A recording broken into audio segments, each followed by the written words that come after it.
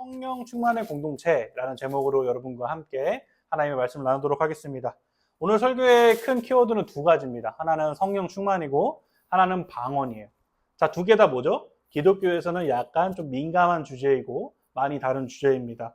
오늘 본문에 나와 있는 큰 틀이라고도 볼 수 있어요. 성령 충만과 방언. 제가 그 방언에 대해서 좀 예전에 겪었던 일 중에 좀 재미난 일이 있어서 오늘 그 부분을 얘기하면서 좀 이 부분을 쉽게 좀 말씀을 드리려고 합니다. 제가 예전에 학부 4학년 때 이제 교회를 탐방하러 다니려고 했어요. 그래서 막 이제 청년부 다닐 교회를 찾고 있었거든요. 근데 이제 다니고 찾고 있었는데 이제 그 중에 정착한 게 이제 예수사랑교회였죠. 그래서 나중에 예수사랑교회 가게 됐지만 그 전에 한 10개 정도 되는 교회를 탐방을 했었습니다. 근데 그 중에 의정부에 녹양동에 있는 한 교회를 가게 됐어요. 금요기도회를 가게 됐는데 아직도 기억이 생생해요. 갔는데 이제 한 30여 명 성도님들이 이렇게 계시더라고요. 제가 이제 아는 동생의 이제 소개로 그 교회를 가게 됐는데 되게 따뜻하게 맞아주시고 목사님도 되게 따뜻하게 맞아주시는 거예요. 그래서 와, 이게 참 따뜻하다 이러고 이제 거기는 또 이런 책상도 없어요. 그냥 방석에 앉아서 금요기도회를 하는 뭐 그런 곳이었습니다. 되게 아기자기한 곳이었어요. 근데 이제 막 설교를 하시는데 목사님이 되게 카리스마가 넘치시더라고요. 하면 예를 들면 뭐 사도행전 2장 1절 하면 이제 앞에서 막 타다치는 빨리빨리 해가지고 찾아가지고 딱 나오면 탁탁탁 하면서 막 강의식으로 막 설교를 했었습니다. 근데 쭉 하다가 갑자기 방언 얘기를 하시는 거예요. 그러더니 저한테 물어보시더라고요. 아, 우리 형제는 방언을 받으셨습니까? 사람들 다 있는데, 저 처음 갔는데 물어보는 거예요. 그래서 저는 사실 고등학교 때 받았어요. 근데 왠지 받았다 그러면 이상한 거 시킬 것 같아가지고 안 받았다고 거짓말을 했어요. 안 받았다고 했습니다. 근데 안 받았다고 하니까 거의 어떤 표정이었냐면 성도님들과 목사님 전부가 저를 나라 이름 표정으로 쳐다봤어요. 어떻게 방언을 안 받을 수 있지? 약간 이런 느낌으로 저를 쳐다봤습니다. 그래서 이게 방언 안 받은 게 그렇게 실수한 건가? 싶을 정도로 이제 그 정도로 저를 했는데, 근데 이분들이 왜 이렇게 표현하지 기도회를 시작하니까 알겠더라고요. 기도회를 이제 시작했는데 우리 처음에 할 때 보통은 이렇게 좀 잔잔하게 들어가면서 막 기도 들어가잖아요. 근데 거기는 그런 거 없어요. 일단은 앰프를 풀로 틉니다. 앰프를 풀로 틀고, 여러분 그 예수전도단 찬양 중에 싱싱싱 아시죠? 그거를 진짜 앰프가 터져라 트는 거예요. 터져라 펑펑펑 트는데 그 30여 명 되는 성도님들이 전부 거의 제 기억으로는 거의 90% 이상이 방언으로 기도하는 거야. 어라라라 막 이러면서 막 기도하시는 거예요. 너무 무서워가지고 제가 구석에 숨었어요. 구석에 숨어서 조용히 있었습니다. 조용히 있다가 이제 다 끝났는데 진짜 거짓말처럼 아까 처음에 봤던 다시 온화한 모습으로 돌아오셔가지고 저를 다시 잘 대해주셨던 그런 기억이 있습니다. 제가 이제 우스갯소리로 예화로 말씀드렸지만 여러분 한번 질문 던져드리고 싶어요. 여러분 방언을 못 받으면 잘못된 걸까요? 아닙니다. 방언을 못 받는 것 자체가 잘못된 것은 아닙니다. 그런데 보통 이 방언에 대해서 오늘 본문에 나온 이 성령 충만한 상태에서 사람들이 방언을 받았다고 해서 방언을 못 받으면 마치 잘못된 것처럼 이렇게 얘기하시는 분들이 있습니다. 여러분 방언은 제가 이따가도 말씀드리겠지만 하나님께서 일하시는 매체 중에 하나입니다. 다시 한번요. 방언은 하나님께서 일하시는 통로 중에 하나지 방언을 받냐 안 받냐가 중요한 게 아니라는 것입니다. 그래서 오늘 이 방언이 성경 전체적으로 어떤 의미가 있는 건지, 그리고 성령 충만은 도대체 무엇인지 여러분과 함께 살펴보려고 합니다. 말씀을 보면서 보기 원하는데요. 사도행전 2장 1절 말씀인데 우리 한번 같이 읽어보겠습니다. 시작. 모였더니, 자, 여러분 여기서 오순절이 뭔지 아시는 분 계십니까? 오순절. 오순절이 뭐냐면 6월절이 끝난 이후 50번째 되는 날. 그래서 오순절입니다. 여러분 6월절이 뭐죠? 애굽의 노예로 있을 때 하나님께서 그들을 구원하신 것을 기념한 날이죠. 그것을 기념하는 날인데 그거로부터 50일, 셋 날이 오순절입니다. 그래서 오순절이고, 이 오순절 날에는 또 다른 절기가 있었는데 77절이랑 맥추절 같은 게 있었어요. 첫 수확을 하나님께 감사로 드리는 그런 날이, 여러분 맥추 감사헌금 이런 거 들어보셨죠? 그때 하는 겁니다. 맥추절. 그러니까 우리나라로 치면 추석 같은 날이에요. 그럼 추석이 뭐 하는 날이죠? 평소에 열심히 살다가 가족끼리 다 같이 모이는 날 해가지고 같이, 뭐 요즘엔 여행 많이 가지만 같이 모이는 날이죠. 그래서 이 오순절날, 이 77절 맥추절이 뭐 하는 날이냐면, 오늘 이 본문에서 키워드는 뭐냐면 모였다라는 겁니다. 사람들이 다양한 곳에서 모인 거예요. 왜요? 이 절기를 지키고 하나님께 감사를 올려드리기 위해. 이 모였다라는 키워드를 기억하시면서 우리 2장 2절 말씀 한번 같이 보도록 하겠습니다. 2장 2절 말씀이에요. 시작. 하늘로부터 급하고 강한 바람 같은 소리가 있어 그들이 앉은 온 집에 가득하며. 자, 여러분 말씀해 보니까 성령이 어떻게 임한다고 되어 있죠? 바람 같은, 바람같이 임한다고 되어 있습니다. 여러분 요즘에는 어플을 통해서, 날씨 어플을 통해서 바람이 뭐 북서풍이냐 뭐 무슨 풍이냐 이러면서 보긴 하지만 그게 다 맞나요? 평소에? 다 맞지는 않죠. 기상청이 아무리 예측하더라도 그 바람이 어떻게 부는지는 알 수 없습니다. 성령께서 역사하시는 게 바로 그렇다는 거예요. 성령께서 이 사람들이 모이게 한 것이 다 누구의 주권 아래에 있다는 거예요? 성령의 주권 아래에 있다. 이 절기에, 다른 날도 많았을 텐데 이 오순절 날에 하나님께서 지금 사람들을 모으신 거예요. 그러면 제가 개척하면서 그런 얘기를 참 많이 들었어요. 왜? 굳이 이 시대에 힘들어 죽겠는데 왜? 여러분 제가 또 여러분의 이제 담임이 되니까 여러분 자랑스럽게 여기시라고 저 나름 오라한 데도 좀 있었습니다. 네, 저 나름 오라한 데도 있었고 같이 뭐 좀 더 안정적으로 사역할 수도 있었고 뭐 안에는 알지만 조금 더 다른 플랜들도 많았어요. 근데 하나님께서는 어떻게 역사하신 거냐면 제가 목회적 야망을 갖고 있는 그런 모습들, 그리고 그 안에 제 꿈을 꾸고 싶어하는, 하나님의 꿈이 아니라 제 꿈을 꾸고 싶어하는 것을 너무나 잘 알고 계셨어요. 그래서 하나님은 그런 마음들을 전부 태워버리시고 개척을 조금 더 빨리 앞당겨서 꿈꾸게 해주셨습니다. 저는 어디 가서든 이렇게 고백을 해요. 근데 제가 이렇게 고백을 하게 된 게 제가 한 게 아니라 성령께서 하신 거죠. 제가 여러분들 보면서 여러분들 참 대단하다 생각이 듭니다. 정말 칭찬해드리고 싶어요. 뭐 볼 거 있다고 여기 오셨습니까? 정말 칭찬해드리고 싶고 대단하다라고 말씀을 드리고 싶어요. 그런데요, 더 대단한 게 뭐냐면 여러분들을 이곳에 오게 하신 것은 성령 하나님이라는 거예요. 여러분 인생 속에 여러분 한 살 태어나자마자 나는 30 몇 살쯤에 저기 더누림교회 가야지 계획하신 분 아무도 없잖아요. 10대 때 진로하시면서 나는 이때쯤 이렇게 해야지 하신 분 아무도 없잖아요. 다 누가 한 겁니까? 성령 하나님께서 우리를 모으셨다라는 거예요. 우리가 이 부분을 기억해야 됩니다. 자, 이 부분을 기억하면서 우리를 모이게 하셨다. 성령께서 모이게 하셨다라는 것을 기억하면서 3절부터 6절까지 무슨 내용이 있는 거냐면 우리가 알고 있었던 이 방언에 대한 이야기가 나오게 됩니다. 제가 아까 말씀드렸던 것처럼 저는 고등학교 때 방언을 받았는데요. 아까 말씀드린 거 또 한 번 더 말씀드리면 한국 교회에서는 마치 이 방언을 받는 것을 되게 뭔가 특혜처럼 여기는 경우가 있어요. 물론 방언을 받는 것 자체가 되게 감사한 일이고 방언도 기도할 수 있다는 것 자체는 은사이기도 합니다. 그러나 오늘 이 사도행전 성경에서 얘기하고자 하는 것은 무엇입니까? 단순한 방언 축제가 열렸다 이게 아닙니다. 방언을 통해서 이 사도행전 2장이 뭐죠? 교회의 시작이에요. 교회의 시작에 왜 하나님은 방언을 허락하셨는가를 우리가 봐야 되는 거지. 성령이 충만하니까 방언이 터졌다라고 보는 게 아니라는 것이죠. 왜 하나님께서 하필 이 오순절날에 모이게 하셔서 방언을 하게 하셨는가? 이 부분이 중요해요. 그리고 이 부분을 그냥 이 사도행전 2장만 딱 띄워서 읽을 게 아니라 성경 전체적으로 봐야 되거든요. 창세기까지 가야 됩니다. 여러분 창세기에 보면 하나님께서 언어를 흩으신 날이 있어요. 사건이 있습니다. 어디죠? 무슨 사건이죠?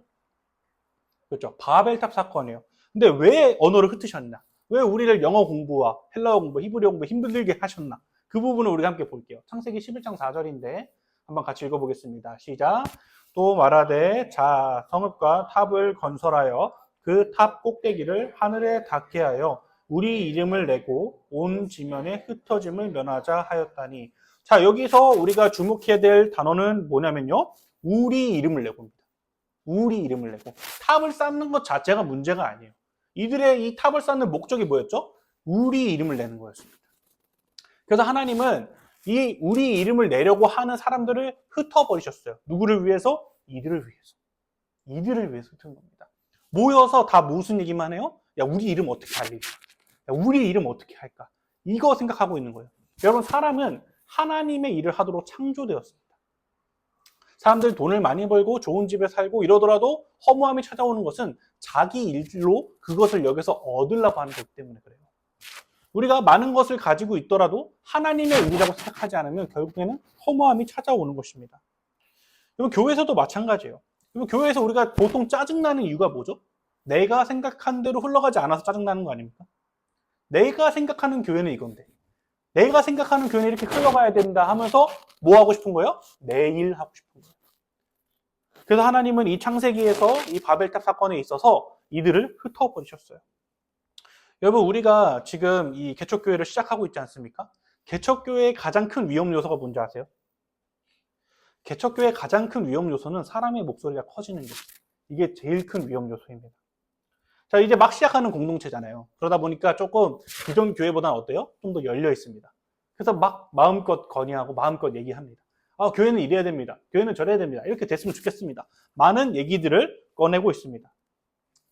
제가 우리 교회를 시작하면서 결단한 게 몇 가지가 있는데 그 중에 하나가 뭐냐면 저는 비전 세미나를 절대 안 할 것입니다. 그리고 또 하나는 새벽 기도회를 안 할 것입니다. 네, 이렇게 두 개는 제가 약속드릴 수 있는데요. 비전 세미나를 왜 안 하냐? 비전 세미나 때 뭐 하는 거예요? 자, 여러분들이 꿈꾸는 교회 한번 적어보세요 하고 나무에다 막 이렇게 열매 달고 막 그러잖아요. 물론 되게 아름답고 멋있는 얘기들도 많지만 뭡니까? 그게 이루어지지 않는 순간 어떻게 돼요? 분열이 찾아오는 거예요. 뭐야, 내가 말했는데 저번에. 내가 이렇게 하자고 했는데 하면서 분열이 찾아오는 거예요. 여러분, 그러면 비전 세미나 안 하고 뭐 할 거냐? 여러분과 함께 말씀을 연구할 겁니다. 말씀이 말하는 교회는 도대체 무엇인가? 말씀이 우리에게 얘기하고자 하는 교회는 무엇인가? 우리가 꿈꾸는 교회가 무엇인가? 다 어디에 있어요? 말씀에 있다는 거예요. 여러분, 사람의 뜻이 세워지는 게 교회가 아닙니다. 하나님의 뜻이 세워지고 하나님의 일에 실행되는 것이 바로 교회입니다. 그리고 우리가 이 교회 안에서 하나님의 일을 꿈꾸다 보면 어떤 생각을 하게 되냐면 내 뜻대로 교회가 이루어지지 않아도 괜찮아요. 그게 무슨 뭐 윤리적으로나 누군가를 힘들게 하고 뭐 이런 게 아니라면 내 뜻대로 안 돼도 괜찮아요. 제가 또 교회를 시작하면서 다짐한 것 중에 하나가 뭐냐면 비본질적인 것들은 다 내려놓자라는 거였습니다. 비본질적인 것들은. 같이 준비한 우리 준비위원분들이 어떻게 느끼셨는지 모르겠어요. 제가 웬만한 거는 거의 다 좀 이렇게 폭 넓게 선택할 수 있게 이렇게 나름 열심히 했던 것 같은데 또 나중에 아니면 얘기해 주세요. 나름 좀 그런 부분에 있어서 좀 열려 있으려고 노력을 많이 했습니다. 왜냐면 뭡니까? 그렇게 자꾸 제 결정대로만 가면 목사의 교회가 되는 거지 하나님의 교회가 되는 게 아니라는 겁니다.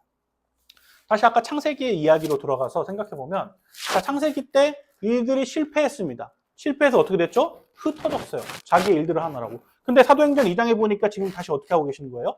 모으고 계셨어요. 근데 우리가 아까 쭉 읽었지만 되게 다양한 나라, 다양한 지방에 우리가 읽지 않았습니까? 그것들이 지금 다 어떻게 하고 있는 거예요? 모이고 있는 거예요. 각국의 언어를 모이고 있는 거예요. 그 다음에 이걸 무엇을 뜻합니까? 자, 너희들 내가 다시 모이게 한다. 교회로 시작하게 할 거야. 그럼 이제 너희들은 모여서 뭘 해야 될까? 하나님의 일을 해야 돼. 너희들은 이제 하나님의 일을 하는 공동체야. 너희의 일을 하는 공동체가 아니라 하나님의 일을 하는 공동체야 라는 것을 알려주는 것입니다. 그래서 방언을 한다는 것은 곧 무엇을 의미하냐면 방언을 한다는 것은 공동체를 더 생각하게 되는 거예요. 나와 다른 부분들을 더 품어줄 수 있고 나랑 다른 것들을 더 받아들일 수 있는 것들을 생각하는 겁니다. 그러면서 사람의 생각이 아니라 하나님의 생각과 하나님의 뜻을 펼쳐나가는 그런 은혜가 이곳 가운데 있는 거예요. 그래서 사도행전 2장 11절 말씀 이렇게 얘기하고 있습니다. 한번 같이 읽어보겠습니다. 그레데인과 아라비아인들이라 우리가 다 우리의 각 언어로 하나님의 큰 일을 말함을 듣는도다 하고 여기서 중점이 뭡니까? 하나님의 큰 일을 말한다라는 거예요. 창세기 11장에서 뭐 했어요? 우리의 이름을 내려고. 근데 지금 사도행전 2장에 보니까 뭐라고 되어 있어요? 뭐로 바뀌었어요? 하나님의 일로 바뀌었어요. 이게 하나님께서 교회를 시작하는 첫 단추예요. 우리 이 부분을 기억해야 됩니다. 우리가 이 부분들을 쭉 생각하면서 한 두 가지 정도 여러분께 적용을 드리고 싶습니다. 첫 번째는 뭐냐면요. 한번 같이 읽어볼까요? 성령의 충만함을 구합시다. 자, 아까 말씀드렸던 방언 한 가지 말씀드렸고 두 번째 이 성령 충만이에요. 이 사도행전 2장 4절 말씀도 함께 봤으면 좋겠습니다. 사도행전 2장 4절 말씀 한번 같이 읽어보겠습니다. 그들이 다 성령의 충만함을 받고 성령이 말하게 하심을 따라 다른 언어들로 말하기를 시작하니라. 자, 여러분, 이 성령의 충만함을 받으면 갑자기 혀를 뒤로 여러 번 굴려가지고 하는 방언만 내는 게 성령의 충만함이 아니에요. 오늘 말씀해 보니까 성령의 충만함을 받고 다음에 뭐라고 되어 있어요? 성령이 말하게 하심을 따라. 뭐예요? 내가 말하게 하심을 따라가 아니라 성령이 말하게 하심을 따라 말하게 된다는 것입니다. 언어는 굉장히 중요해요. 사도행전에서 계속해서 언어에 대한 이야기를 하고 있죠. 여러분, 우리가 옛날에 아메리칸 드림 꿈꾼다고 우리나라 경제 성장 한창 할 때 미국으로 건너가신 분들이 있죠. 거기 이민 가서 아이들 낳았습니다. 근데 아이들에게 가장 큰 어려움이 뭐였을까요? 정체성의 혼란이었어요. 왜 정체성의 혼란이었냐면 집에서는 한국말, 나가서는 뭐죠? 영어. 그러니까 나는 아메리칸인지 코리안인지 구분이 안 가는 거예요. 그 정체성으로 인해 힘들었다라는 것이죠. 그런 것처럼 이 언어는 정체성을 상징하거든요. 하나님은 이 본문을 통해서 뭘 얘기하고 싶은 거냐면 오늘 이전에 너희가 사용했던 언어, 너희 중심적인 생각, 너희 중심적인 말들, 율법들 그런 게 중요한 게 아니라 지금부터 이제 내가 말하는 성령의 말하게 하심을 따라 너희들이 살 거야. 너희들이 그렇게 교회를 시작하게 될 거야 라고 얘기하게 되는 것입니다. 여러분 그래서 성령 충만함을 좀 간단하게 정리해 보자면 이렇게 얘기할 수 있어요. 성령 충만함이란 하나님의 뜻대로 말하고 움직이고 싶어하는 상태. 다시 한번 성령 충만함이란 하나님의 뜻대로 말하고 움직이고 하고 싶어하는 상태. 그런 상태가 바로 성령 충만함입니다. 더 자세하게 얘기하면 내가 이전에 얘기하고 싶었던 내 고집이나 아집을 내려놓고 이제부터 하나님이 말하고자 하는 게 내 삶을 통해서 이루고자 하시는 게 무엇인가, 나의 교회를 통해 이루고자 하시는 게 무엇인가를 궁금해하는 상태. 그 상태가 바로 성령 충만한 상태라는 것입니다. 그러면 이 성령 충만을 어디서 연습할 수 있을까요? 서로를 바라봐 주시겠습니까? 여기다 하시면 됩니다. 교회에서 먼저 시작하는 거예요. 교회에서 어떻게 하고 싶어요, 저희도. 각자 저도 이제 뭐 청년부 임원단도 해보고 리더도 해보고 뭐 교사도 해보고 전도사부터 시작해서 지금 목사까지 하고 있는데 어떻게 하고 싶습니까? 다 내 생각대로 하고 싶어요. 내 뜻대로 안 되면 굉장히 답답해 보이고 왜 저러지? 라는 물음표만 계속해서 쫓아오는 게 인간의 본성입니다. 그런데 성령이 충만하면 어떻게 됩니까? 내 뜻을 내려놓게 되죠. 그리고 그 다음에 그렇다면 이 교회를 향한 하나님의 뜻은 무엇일까? 궁금해하기 시작한다라는 것입니다. 여러분 그렇다면 이 교회에서 연습할 건데 어떻게 해야 될까요? 어떻게 우리가 성령 충만의 근거를 찾을 수 있을까요? 그것은 바로 두 번째 적용에서 여러분께 말씀드리고 싶어요. 두 번째 적용인데 한번 같이 읽어보겠습니다. 예배와 말씀 생활 기초를 회복합시다. 하나님의 일을 하기 위해서. 여러분께 질문 드립니다. 여러분 예배 잘 드리고 계십니까? 아니면 자주 늦으십니까? 여러분 예배 때 잘 집중하고 계십니까? 찬양으로 영광 올려드리고 계신가요? 여러분 말씀 생활 어떠세요? 큐티 좀 하고 계세요? 기도 생활은 좀 어떠십니까? 계속해서 기도하고 계십니까? 여러분 저도 마찬가지지만 여러분 신앙생활 해보면서 한 번쯤은 예배 생활과 기도 생활과 말씀 생활과 이런 것들로부터 멀어진 경험들이 다들 있으실 거예요. 여러분 근데 그런 것들과 멀어져 보니까 자연스럽게 누구랑 멀어집니까? 하나님하고 멀어져요. 하나님하고 멀어졌는데 무슨 성령 충만이 있고 하나님하고 멀어졌는데 무슨 누구를 이해하고 이런 게 어디 있습니까? 여러분 자기의 힘으로 해보려고 하세요? 절대 안 됩니다. 교회 다녔던 경험으로 해보려고 하세요? 절대 안 됩니다. 우리가 성령 충만할 수 있는 방법은 딱 하나, 하나님의 말씀을 누리고 그리고 기도로 힘쓰고 또 하나님과 더욱더 친밀해지는 것, 그것밖에 없어요. 여러분 그러면서 여러분께 좀 뭐라고 할까요? 위로의 말씀을 드리면 괜찮습니다. 지금까지 무너지셨어도 괜찮아요. 근데 괜찮은데 우리가 이 괜찮은 상태에서 뭐부터 해야 되냐면 기초부터 회복해야 됩니다. 기초부터. 여러분 잘 아시는 분당우리 교회 이찬수 목사님이 교육자들에게 늘 하시는 말씀이 있어요. 구구단부터 잘해라. 구구단부터 잘해라. 뭐부터 잘하라는 거예요? 기초부터 잘하라는 거예요. 뭐가 있을까요? 성도들하고 약속 잘 지키는 거, 늦지 않는 거, 성도들에게 기도해달라고 했으면 기도하는 거, 이런 거. 이런 기초부터 잘 지키는 거. 저는 신앙생활도 마찬가지라고 생각해요. 여러분 성령 충만하고 싶으십니까? 그럼 기초부터 잘 지키시면 돼요. 제가 우리 준비 모임 할 때는 말씀드렸지만 저는 예배를 되게 중요하게 생각할 것입니다. 그래서 예배 10분 전까지는 모든 것이 올스톱되고 기도로 예배를 준비하게 여러분들을 인도하려고 합니다. 왜 그렇게 할까요? 예배가 기초니까. 예배 행사 아무리 잘하고 SNS 아무리 잘 꾸미고 유튜브 뭐 엄청난 컨텐츠 올려도 예배 없으면 교회는 무너집니다. 성령 충만하지 않은 공동체는 어떻게 됩니까? 분열이 됩니다. 우리가 이 예배를 지키면서 나아가는 것, 말씀을 지키면서 나아가는 것, 기도 생활을 지키면서 나아가는 것은 성령 충만으로 나아가는 길이에요. 그래서 우리가 이 부분을 기억하면서 성령 충만한 상태에서 내가 교회를 사랑할 수 있구나 라는 것을 기억하는 저와 여러분 되시기를 축복합니다. 여러분께 좀 이런 것들을 말씀드리면서 말씀을 맺으려고 하는데요. 제가 오순절 말씀드리면서 오순절이 무슨 절기라고 말씀드렸죠? 6월절부터 이제 우리가 또 50일째 되는 날인데 이 날이 뭐 했다고 했어요? 다 모였다고 되어 있습니다. 모였다고. 그리고 뭐를 올려드렸다고 했죠? 첫 수확의 열매를 하나님께 드린 날이라고 여러분께 말씀드렸습니다. 여러분 성령의 첫 열매가 무엇인지 아십니까? 성령의 첫 열매는 교회예요. 교회. 로마서 8장에 나와 있거든요. 성령의 첫 열매는 교회입니다. 그럼 교회는 누구에게 드려야 돼요? 하나님께 드리는 거예요. 그러면 교회는 자연스럽게 누구의 일을 하게 되는 공동체입니까? 하나님의 일을 하게 되는 공동체입니다. 여러분 앞으로 우리 교회가 1월과 2월 준비 기도회와 예배로 나아가고 또 3월부터 우리의 예배가 시작이 될 것입니다. 여러분 딴 건 몰라도요. 예배부터 잘 지키셨으면 좋겠어요. 제가 예전에 그 중등부 사역할 때 그 찬양팀 애들이 예배에 집중을 못하는 거예요. 그래서 제가 빼버렸습니다. 너네 하지 말아라. 예배부터 드려라. 그래서 어떻게 했냐면 반주 선생님하고 저 둘이서 그냥 찬양 인도하고 그렇게 예배 드렸어요. 왜 그렇게 했을까요? 애들이 하면 더 신나고 좋죠. 뭐 풀사운드 빵빵하죠. 근데 그렇게 안 했어요. 왜요? 예배가 제일 중요하니까. 이따가 연관계획 말씀드릴 텐데 연관계획 하다가 예배 잘 안 드려지면 연관계획 다 빼버릴 겁니다. 왜 그럴까요? 예배가 가장 중요하기 때문에. 우리가 성령 충만하지 않으면 MT를 가든 뭘 하든 아무 소용이 없습니다. 우리가 가장 먼저 예배하는 공동체가 되길 바라고 성령 충만의 공동체가 되길 바랍니다. 그렇게 성령 충만이 회복이 되면 우리가 뭘 할 수 있게 되는 겁니까? 내 일을 하게 되는 것이 아니라 하나님의 일을 하게 됩니다. 그래서 그 말씀 안에 드러난 하나님이 나에게 무엇을 원하시는가, 더누림교회를 통해서 무엇을 하시고자 하는가 궁금하게 됩니다.